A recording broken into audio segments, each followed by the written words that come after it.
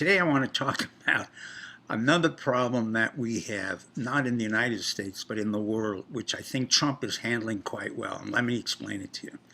I know we have fires in the cities. I know we have a COVID problem, but there's a far more serious problem over the horizon, which is occurring right now. And that is President Xi of China decided to rescind all of the freedoms in Hong Kong.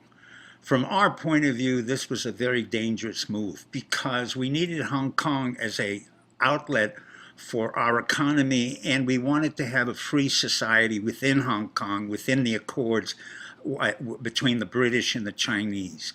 Nevertheless, we have sent over members of our intelligence community to create agitprop. Xi knows that. Xi is now in full control of China, despite the fact that he's quite poor. The growth factor in China went down by almost 150%. It went from 5% to less than 1%. And now Xi is in a serious dilemma. As a result of that, Xi sees that we're preoccupied. And not only has he gone to Hong Kong, but he shifted to the West, which is where we have always had a problem with Xi, and he now began to realize how to utilize that problem.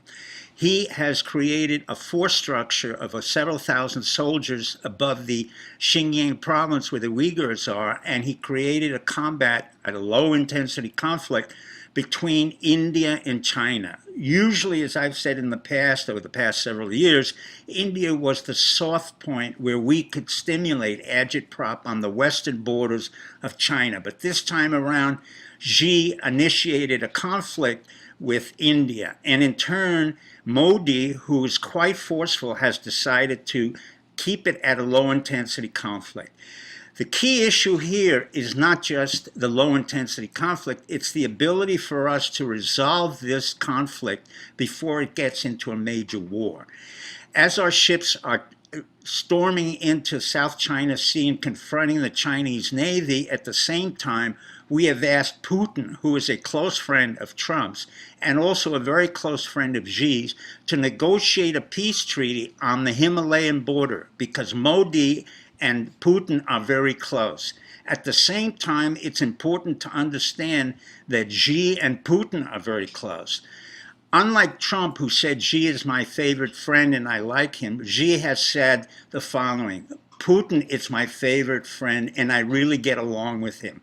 So the issue right now is not only that we're presenting our force structure to the Chinese, but we're also asking Putin to get involved in order to limit the amount of low-intensity conflict that we will have both on the eastern border of China and on the western border. For the most part, I have to say that Trump is very much in charge. Pompeo understands what he's doing. The CIA and the 16 intelligence units are highly involved in the present situation. All of them have a mandate to avoid a major conflict. We may maintain it at what we call LIC, low-intensity conflict, but we don't expect it to blow up at a major conflict.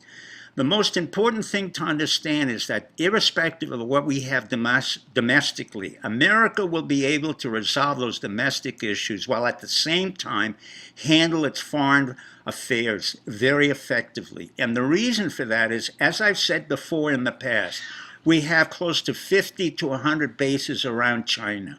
Without making it a point, Xi understands that if he wants to engage in a kinetic action, i.e. in a major war, it will be self-defeating.